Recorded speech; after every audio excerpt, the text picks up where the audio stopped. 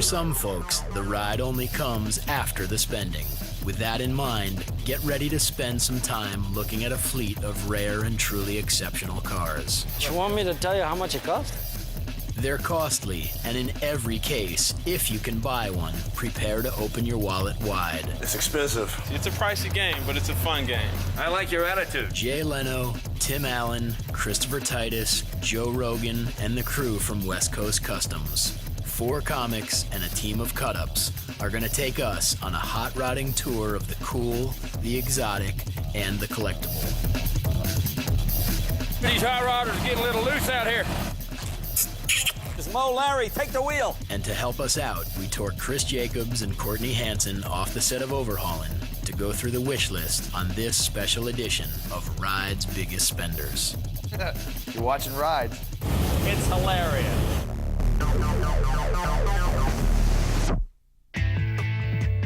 Welcome to Ride's Biggest Spenders, a look at some of the coolest and costliest cars on the planet, leading us to the question, where do we start? Well, let's start here. Here's some news for you.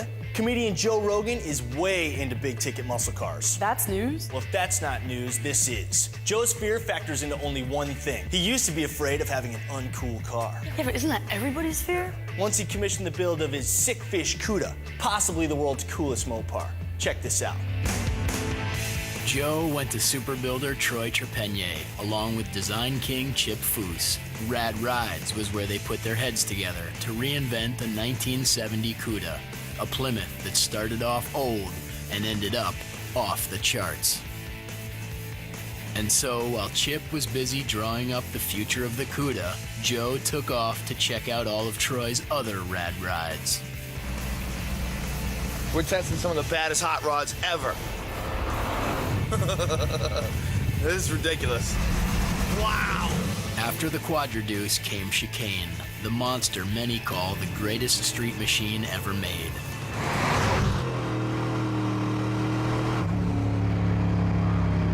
That was 120, about 3/4 throttle. Talk to me, Biggie. Oh my God! I think I lost part of my liver. That's insane! Are you pumped now? That's insane! Everything was just flying by.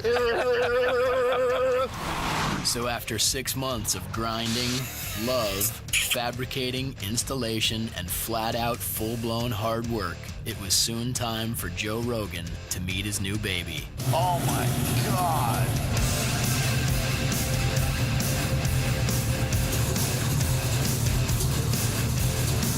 That thing is nasty. Dude, this thing is insane.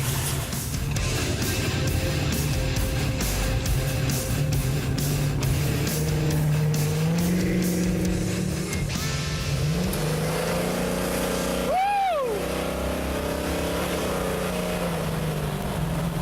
Oh, man. Well, first of all, I have a 911 Turbo, but it's not as cool. I mean, that's a cool car, but this is just on another level.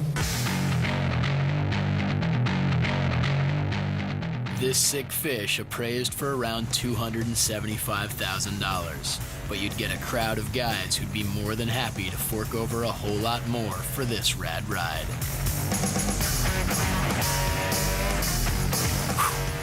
It's so awesome. It's just the coolest thing I've ever seen. Oh, I can't believe it's real.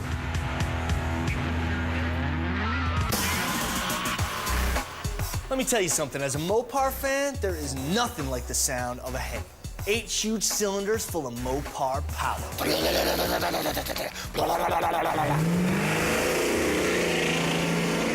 How about the sound of 427 cubic inches of Ford muscle?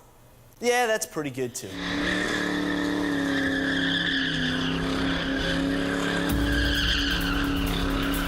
And the man behind all of this is none other than Carroll Shelby.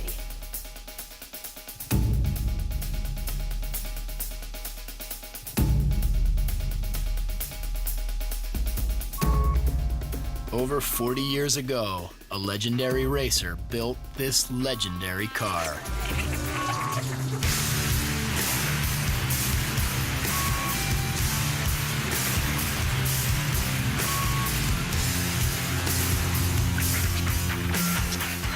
This is the first Cobra. This is CSX 2000. It started with Carroll's idea, and it was probably the first and the last time that Shelby needed to submit a request to build a car.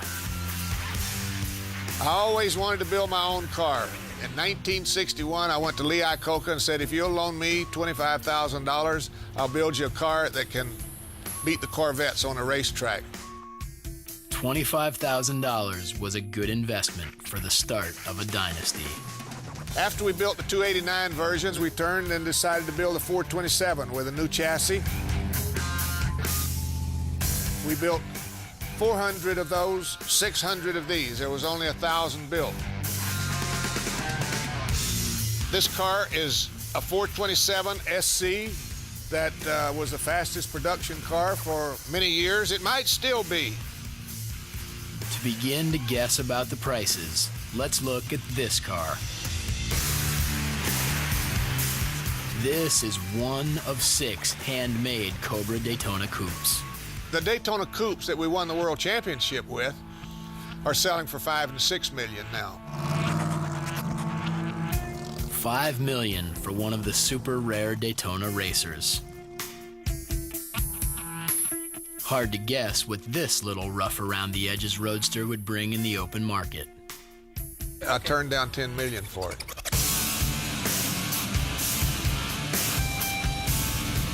This is the one that I'll probably never sell.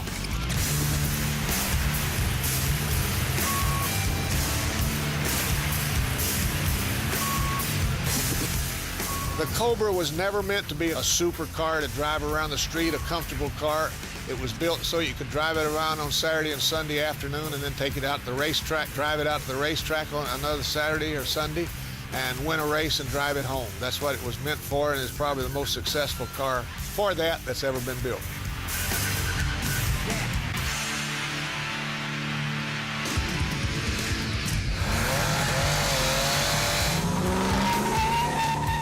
Muscle cars. They're big, they're bad, and you don't have to spend a fortune to get one. Although you could.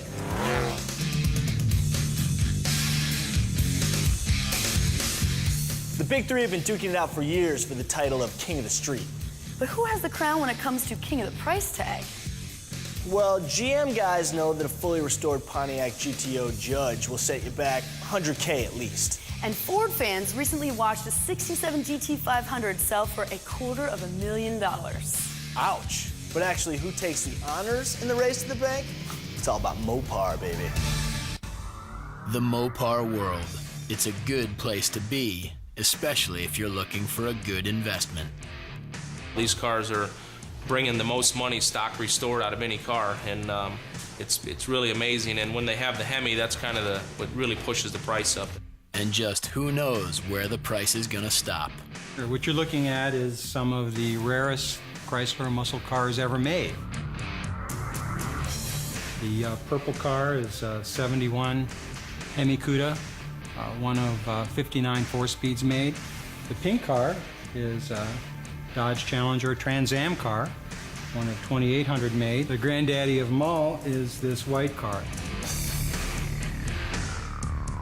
This is a 1971 Plymouth Cuda 426 Hemi convertible, one of 11 made for the entire world, and the first one made during production.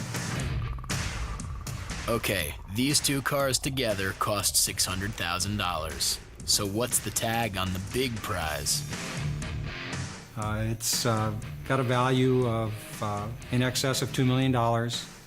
Maybe starting to touch $3 million. This is the car. This is the one everybody wants, and it's the most expensive one made. People that don't know anything about Chrysler products know Hemi Cuda. And they don't even know why they know it, but they just know it. And this is, of course, the ultimate Hemi Cuda, being a convertible. $3 million for a car that originally sold for $5,000? That's why they say Mopar or no car. What does Mopar mean? Well, in this case, it stands for My Old Plymouth's Astronomically Rare. Speaking of which, we have a rare bunch coming up. A crew who was busy customizing here on rides long before they were pimping out rides. Can we say that? I gotta say it, West Coast Customs really knows how to bring on the bling. West Coast Customs, those are the guys that, well, they take a car and they give it an overhauling, right? That's one word for it. These guys are great, and along with their pal exhibit, they've seen more than their fair share of the world's most tricked out vehicles. Such as? Such as prize rides belonging to musicians, athletes, and high-end clients who like it shiny and don't mind the price. Check out these creations if you want to see some really big bling. We're rolling.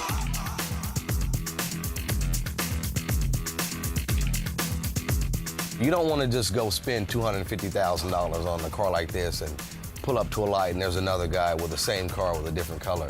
You want to go with something different with the rims or maybe the stereo or maybe even a little touch of some interior inserts just to make it your custom car. I feel like I have a 64 Impala. I have a Hummer 2. You got to see my H2 if you get a chance. It's crazy.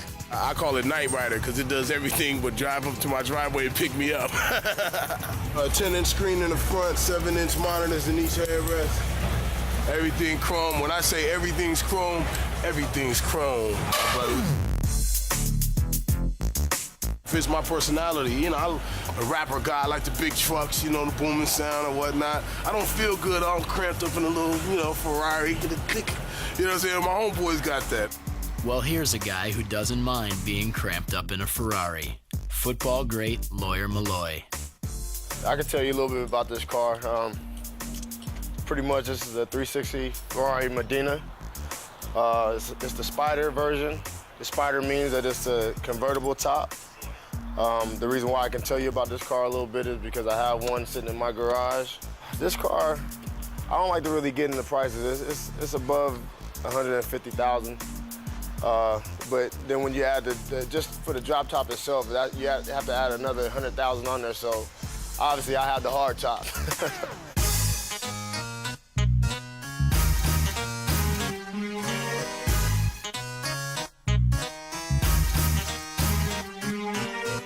Speaking of Vegas, that's one big and blingy town. And it's also the place where we once again caught up with West Coast Customs at the world-famous SEMA Show. Keep it cracking, y'all, right here in Vegas. It's $26 billion worth of car parts and accessories, and it's always a festival of bling. It's the SEMA Show, and of course, West Coast was there for the party.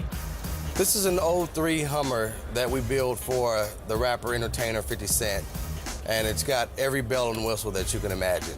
Supercharger under the hood, 26-inch rim and tire package, 10-inch touchscreen computer in the dash, 2 7-inch headrest monitors, 3 10-inch woofers, JL audio amps.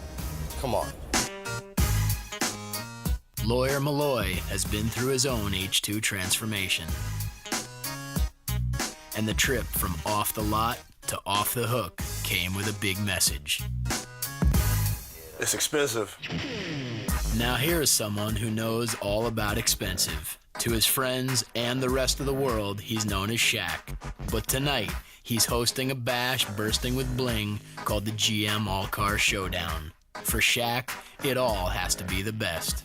He just wants to have everything touched, and he wants it to be the hot toy. He wants it to be a head turner. If he's out in his car, he wants to make sure that someone's looking at his and not somebody else's. It's a pricey game, but it's a fun game. I like this. I like that. That's what I want to do. That's what I like. I need like 4 or 5 Hummers, like that one right there. That's the pimp mobile, you know what I mean? Green for the money and gold for the honey. You know, they're my trademark colors. When Shaq throws a party, everybody attends, including Frankie Muniz, a young car owner with a very tricked-out ride. It's got 24s, custom paint job, 5 TVs, suede roof, awesome sound system. It's completely, you know, anything you can possibly do to a car, I've done it. So I have 6 cars right now. I've had 14 in the past 2 years. I go through them really fast. I get, you know, always got to have something new, you know, but. Starring on a hit show is a good thing, especially if you want to put about this much scratch into your cars. Maybe over $1 million on my cars so far. In 2 years, I've had my license for 2 years. So as Shaq and GM bring the all-car showdown to a close, you can only ask yourself, Where can all those giant price tags possibly go from here? You get the high-end stuff, they go all the way up to $1 million, $1.2 million. It all depends. It all depends on who wants them and how bad they want them. Some cars are pushing $2 million now. $2 million. That brings us to the topper in this thing about bling. Get ready, because West Coast Customs is going to show us one of the most expensive, sought-after supercars in the world. Well, whatever it is, I better just take two. Yeah, but you'd be lucky to find someone who will let you buy one, because in order to buy this ride, you have to be invited. Invited? Forget that, I'm crashing this party.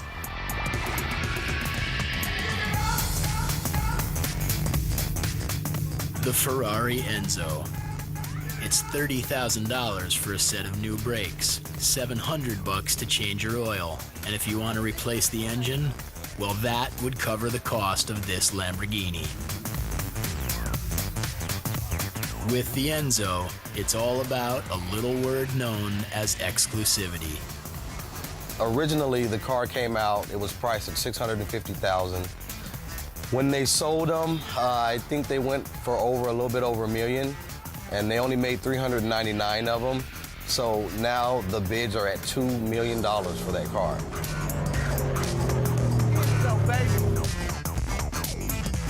By now, it should be clear, it's not enough for you to want one. Ferrari has to want you to have one. And even if you're Enzo designer Ken Okayama, you have to know the rules that the Red Stallion plays by. Ferrari choose you. You don't go to Ferrari and asking for, I want this, I want to buy this one. No, Ferrari, in fact, finds you on the list, and we want you to buy this car. That's how it works. Before we even started the project was completely sold out. And people made deposit to, in fact, they put their names on the list so that it was completely paid off from the beginning. Coming up, he is funny, and he knows all about the greatest cars in the world. Chris, why does it always have to be about you? Christopher Titus knows everything about the ultimate show cars. In fact, my man Chris knows everything about cars, period. You think? Well, just check out his private ride collection featuring his Foose design masterpiece, Once a Night. Wait, Foose, as in the Chip Foose? That's right. I know him. Would you introduce me? I might after you show me Titus's radical ride. Actually, I'm gonna let Chris take care of that. Chris, rev it up, baby. We're looking at some of my rides here at my house. Over there is my 56 Chevy Handyman wagon. That was basically the imaginary shop truck on Titus. The whole style of it was to do like a 1960s drag tow car. Over there is my 2002 Harley pickup truck. Totally changed. We have no Harley left on it. Custom bodywork by Primo Customs. Air ride suspension, 22-inch wheels, and why can't I leave things alone? Over there is my 49 Ford Woody, running a Camaro suspension and a Ford motor. It's kind of a mutant hybrid of my hot rodding collection. So this is my 56 Chevy big window cab pickup. This is one bad boy, running a Pro Streeter rear end Westbury frame and a 427 fuel-injected big block Chevy that puts out about 490 horsepower. And in case you think he just has a head for cars, make no mistake about it. Titus also gets his hands on the rides. I can afford to pay guys to do it, but I would prefer, there's a Zen thing that goes along with it. When I'm writing comedy, writing scripts, or acting, it's work, and you got to work on it and focus it. But this, I can just kind of forget about stuff and do it. And then the payoff on it is that at the end, I actually have something pretty cool, and something that I can never get my money or time back out of. But I love it. All right, now to the dream car. This is Titus's Foose-built 56, probably the most expensive 56 ever made. Chip and his dad Sam started the long journey from old ride to show car with a stock Chevy Bel Air. But after they had their hands on it for a while, well, let's just say it's stock no more.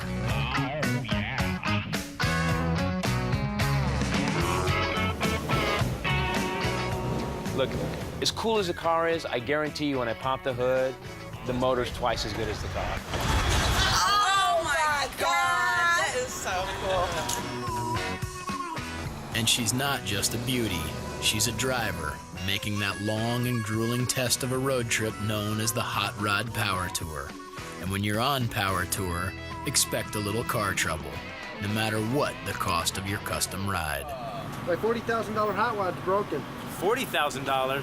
Which one is you filming that cost $40,000? Just this hose clamp on this one. A $40,000 hose clamp is just the beginning of a car that took 3 years to rebuild. Today, it's a ride that doesn't just stop highway traffic, it also stops foot traffic. And even though this 56 is all go, it also happens to be one stunning and prize-winning show car. Now, I'm biased, but for me, when I go to a car show and I see a really cool one-off custom, my guess is that Chip Foose designed it. Well, he doesn't design every cool car, but he is a very busy boy. And he's never busier than when he's designing the ultimate hot rod for the top prize in the custom car world, the Riddler.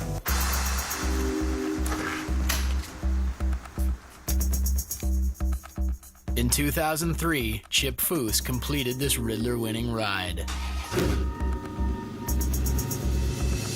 Its name, the Stallion. The car began life 70 years ago as a simple Ford coupe. Who knew that time could be so kind? The year before Stallion's debut, Chip finished what some consider to be the world's finest hot rod, the Grandmaster, a one-time 1935 Chevy that shot for the moon and ended up as the Riddler winner for 2002. Of course, the story of the cars can't be complete without the story of the man. He's a soft-spoken artist who knows how to keep some things secret. You want me to tell you how much it cost? How much you got? Well, we wish we had enough to buy one of these cars. Rides that Chip builds with very simple criteria. All I ask him to do is allow us to build the best car we can possibly build for him. And it's all time and materials, and it's going to cost a lot of money. And what that price is at my shop right now, it's $70 an hour, plus materials. And the materials many of these cars start with are nothing more than old and in some cases forgotten cars. But if you're going for the Riddler, you can't leave anything less than perfect. Because in this contest, there's no such thing as something that doesn't get seen. For the most serious of collectors, their eyes are only on the Riddler. If they've got their heart and soul set on building a car for that, then that's what we want to give them. And twice now, Foose has given the world a Riddler winner, creations that make you stare. In the world of hot rods and custom cars, if you want to stare at the most expensive rides ever made, you'll find them as they're competing for the one and only Riddler, presented to very, very few at the annual Detroit Autorama. These cars cost a pretty penny, and they take a long time to build. Just ask last year's winner, Albert Broccoli. It's been now 17 years since I've been working on it.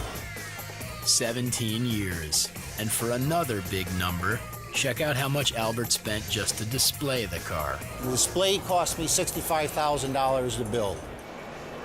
I wanted something that would go along with the interior of the car. The interior of the car is out of ostrich hide, and I wanted something to blend with it.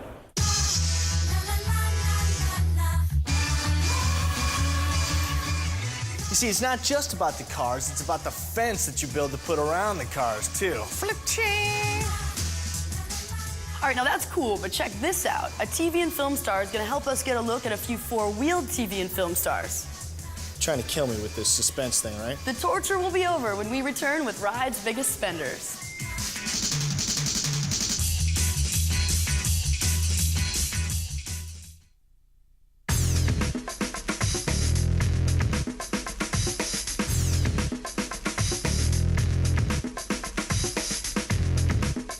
Film and TV cars, we have a lot of them here at the Peterson Automotive Museum in Los Angeles, California. That's the town with all the cars and all the stars. Speaking of stars, Tim Allen is both a TV and a film star, and he is crazy about hot rods and custom cars. He is one of the coolest trucks ever made. That's because it's got a Hemi.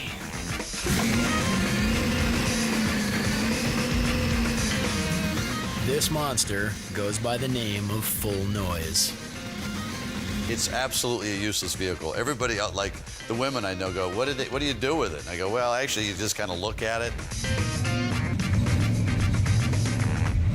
This should be in the commercial. This actually should be in that commercial. Is that a Hemi in that?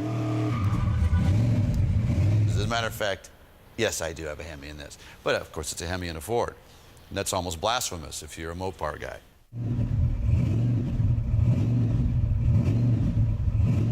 This is my work truck. I wanted something to plow, and when I get up to my cabin, I have something I can take all the hay out, feed all the cattle. Do cattle eat hay? Just want to make sure I had enough oomph. Actually, I have a 56 with a Cobra motor in it, but dare I say it didn't seem to have enough power.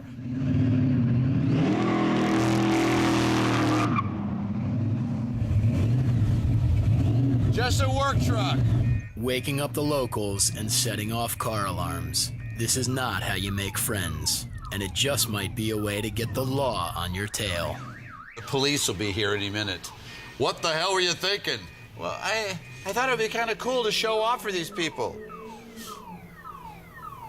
You better go away. If I were you, I'd get out of here. The police will be here at any minute. You set up every car alarm, and I've got about 40 people out here looking like... Yeah, this is a monster. It's a monster. Daily driver, though. Yeah, I use this to get flax, and what else are we getting at the farm? I had to get oats, and, it's a work truck. It's a hot rodder work truck. From a work truck to a work of art, this is Alan's hot little roadster named Licorice. It's a 100% hand-built hot rod from the shop of Steve Mole Coach Builders. For guys like Tim Allen, the man to see is Mole. You don't design stuff with Mole. He makes it seem like you do. And he goes, oh yeah, and then he just does it his way. The only thing that really is my way is the windshield. I cavaliered the windshield. This is really what I wanted, and it's probably the biggest mistake on the car, because at speed, the wind comes right over the windshield, goes right in your teeth. So you look like two guys in a jacuzzi in the thing anyway, and it's like fast as a Cobra. But Steve's detail was great. When you get close at it, you look at the seats and the dashboard and the door mechanisms and the trunk and the latches. This thing is just, it's outstanding. We got second at Oakland Roadster Show, and I think we're the only car that drove in. And when you drive in with a car from Steve Mole, you have to remember one thing. Rides of this caliber never stray far from their builders. This is my car, but he really thinks of it as his. I paid for it. It's in my shop. But sometimes I'll come to my own shop and it's gone.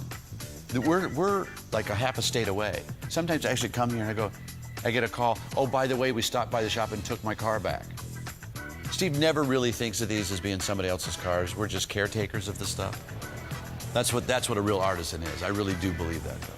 He's also used to driving this hand-built ride around. It's the Mole-built, part Ferrari, part hot rod named Torpedo, put together for Eric Zausner. For Eric, the wait was worth it, even though it didn't exactly come together overnight. Took 2 years, probably 4 or 5 guys working on it pretty much full time. One look, and you can tell it's expensive. No doubt about that. You know, I gave Steve Mole, the builder, an unlimited budget, and he exceeded it. And that's all I'm saying. Oh, the interior is ostrich. 11 ostriches had a career change for that. And then when I got all done, I had no money left. They gave me a matching wallet. Eric knows all about our topic tonight, and it seems that he'd like to retitle this special episode of Rides. Guys with more money than brains. Or dumb rich guys. Did you want to host the show? Yeah, what does it pay? Easy, Zausner. That job is taken. Yeah, that reminds me. How do you think we're doing so far? Well, they haven't asked us to leave yet, but we better keep it moving along. Moving along. Yeah, when it comes to film and TV rides, it's hard to top the one that's usually gone in 60 seconds. Her name is Eleanor, and taking their cue from the 2000 film Gone in 60 Seconds, the shop known as Unique Performance makes Eleanor's one at a time. and made to order, depending on which one you want. There's 3 different types of Eleanors. We have a base that starts in around 100 grand. We keep it a little bit under 100 at 99. And we have a performance model that runs about 129. And then we have the ultimate bad girl, which is the Super Snake. And she's somewhere around the 160, loaded up with options. She's a little shy of 200,000. This car really hits a passionate note with people. And we're seeing all kinds. We have a lot of ball players, hockey players. We have yet to fit in a football player into these cars. Well, at least they can fit in a baseball player.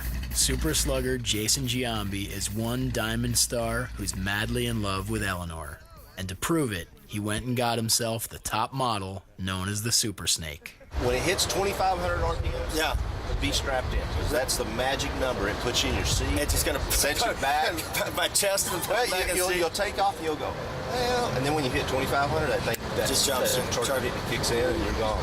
Jason is one of those guys who has a whole stable of cool rides. But when he felt that his collection was lacking, only one name came to mind: Eleanor. You know, I have a Ferrari and Lamborghinis, but I've always wanted a muscle car. You know, there's nothing that sounds like when you crank it over and, you know, you jump on it and everything. Finally getting his special order, Jason was the definition of excited. So I'm all fired up. Yeah, I went with the big one, too. I got everything. Super Snake. They brought it down to spring training for me in Florida, in Tampa, at the Yankees complex, for me to drive, just to show me what car I, was getting, because they were all fired up that I bought one. So I went down there, they gave me the car, and I was like, kid on Christmas, to drive it around. And first day, I pulled it into the parking lot. Derek Jeter and those guys, they got, Ferraris and there's Porsches in there, but nobody cared about it. All they cared about was that car. Everybody wanted to have me crank it over, jump on it a few times, burn up the tires a little bit. And it just got me fired up, going, God, I can't wait to get mine. And then they said, at the end of me driving it for a couple days, they came up to me saying, by the way, yours has got 250 more horsepower than the one you've been driving around. So I'm probably going to kill myself, but it'll be a lot of fun.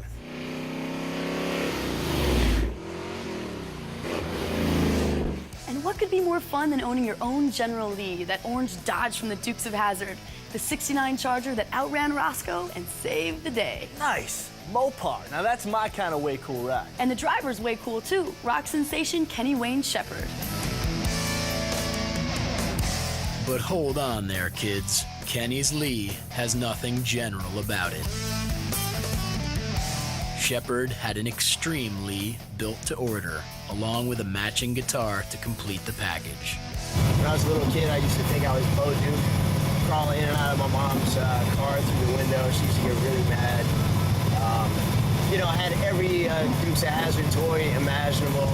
So now that I've gotten to a point in my career where I can afford to, have some toys, man, it's like I needed a General Lee, an Extreme Lee.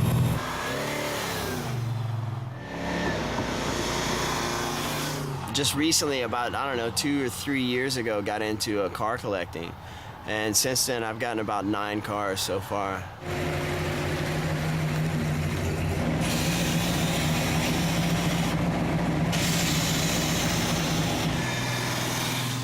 It was a 400 cubic inch, right? Big block Chrysler motor, but now I think it's 500 cubic inch.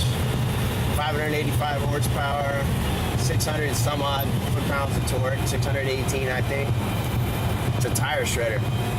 We kind of decided, hey, man, why do just some kind of, your average replica? There's lots of those out there.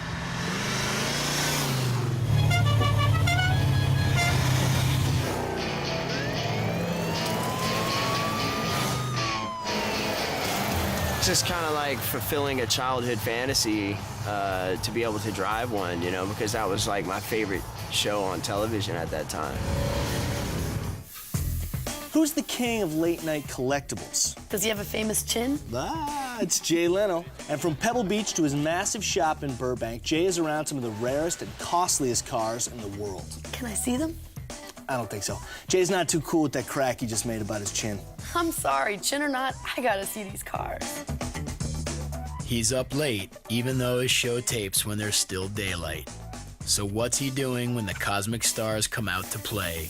Well, Jay Leno is working on his cars, and that's cars with an S, because you might not find one individual who can claim ownership of so many different cool and custom rides. And some of Jay's vehicles simply defy description. Creations like the Blastoline Special, a tank engine powered monster with some one-of-a-kind stats. Car's got a 190-inch wheelbase, weighs 9,000 pounds. Rockwell rear end, Allison transmission out of a Greyhound bus. Front end's GMC Truck Series 7000 Greyhound bus. Steering box, homemade chassis. So this is a true hybrid. It's a hybrid car, yeah. What's it like driving around in one of these things? It's ridiculous. It was $40 in gas to get it from Burbank. And if you catch Jay around Burbank, you just might find him in one of his many Bentleys, a make of luxury car that Leno drives as much as he works on. See, an English car and electrical problem. There's something you don't see every day. Jokes aside, Jay loves his Bentleys. But then again, he also loves his antique steamers. Hop in. These vintage steamers actually run on fire. And who else but Burbank's favorite funny man could just tool around the streets in a rare and classic collectible? And when it's time for maintenance, Sometimes it'll shoot back at you.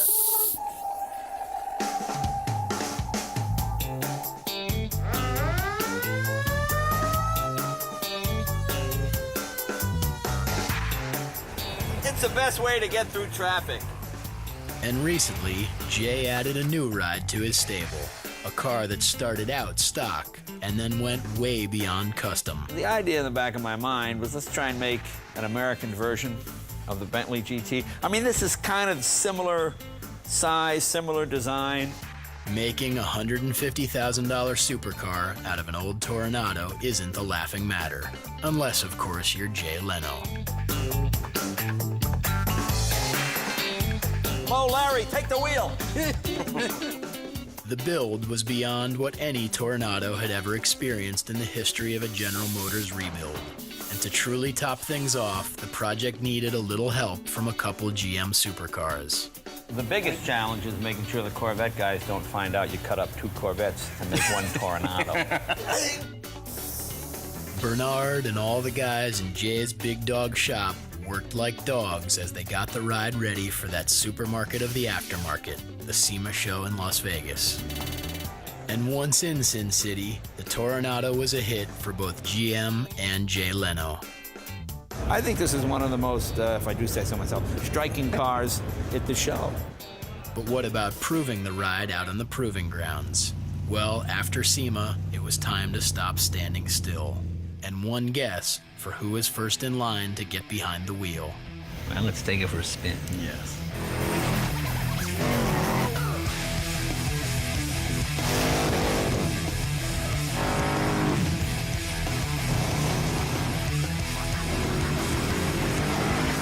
$60 feels like you're stopping in this thing.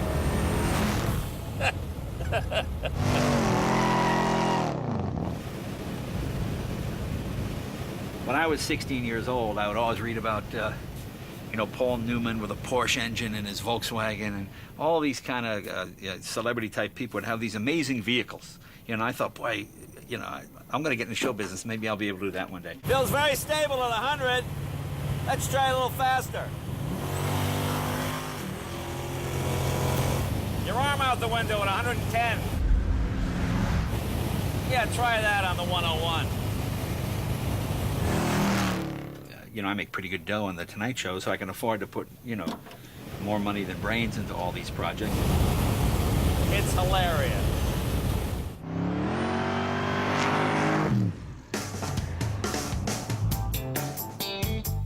Leno's Toronado is incredible, but if we want to see some cars that truly define the word classic, we got to tail Jay up to that amazing gathering known as Pebble Beach Weekend.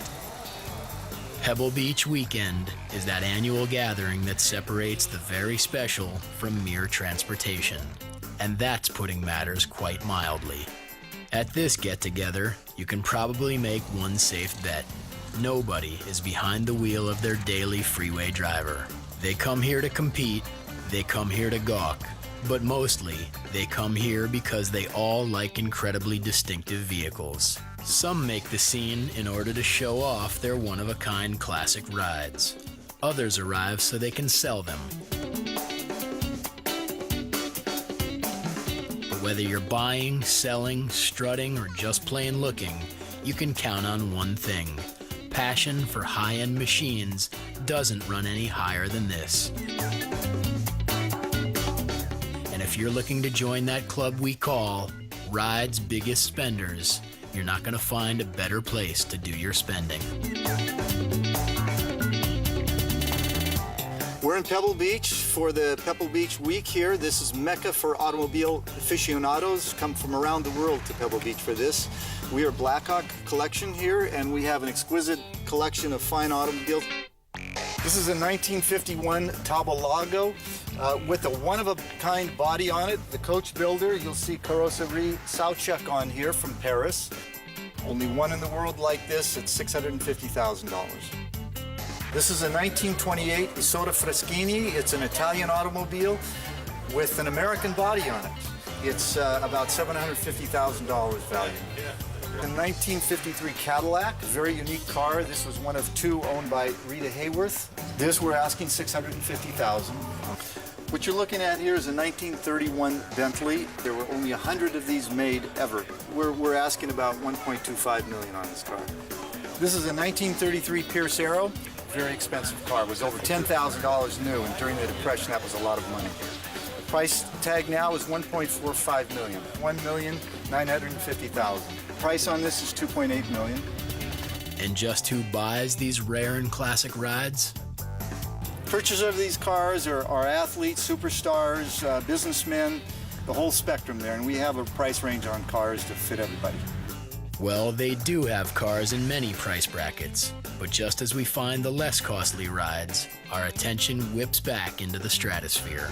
This is a 1967 Gulf GT40 Mirage, one of three built. This is the first that was built.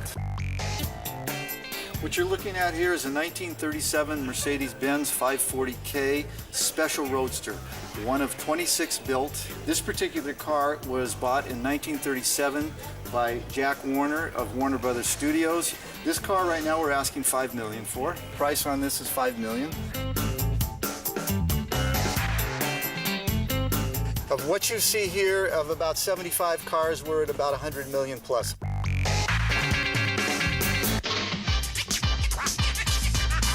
And now we've tracked down the ultimate car when it comes to a dollar value that just cannot be topped. And you will never guess where we found it. On the 18th green at the Pebble Beach Country Club at the car party of all car parties. Pebble Beach weekend is topped by that annual pinnacle of high-end car parties, the Concours d'Elegance.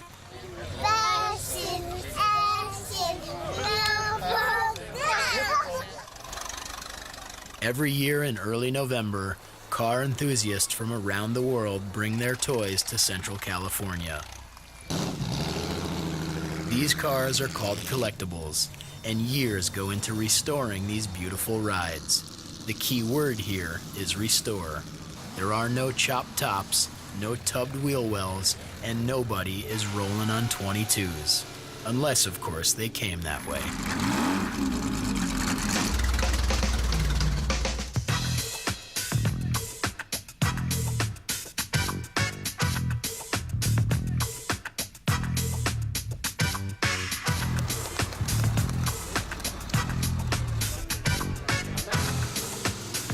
If a car is here, you can bet on two things. It's rare and it's very expensive. And here is the ultimate example of that combination.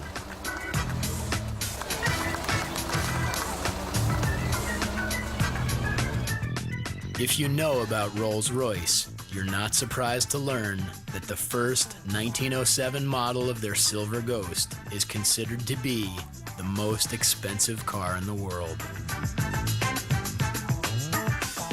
Still owned by Rolls-Royce, this truly historic marvel is usually housed in a hermetically sealed chamber in England. But now and then, as it did here for a brief Pebble Beach holiday, it crossed the pond to have a little FaceTime with the common folk.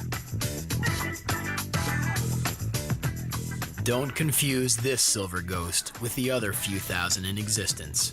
This is the first one built and the only car in the world that can be called the Silver Ghost. Amazingly, the car is a driver, having racked up over 500,000 miles since it first turned its wheels back in 1907. With its wooden wheels and silver plating, this car is a mechanical marvel, a quiet-running piece of machinery that is yet to be refurbished or restored. At the moment, the Ghost is all original, and maybe that's part of the reason that Rolls-Royce has it insured for $40 million.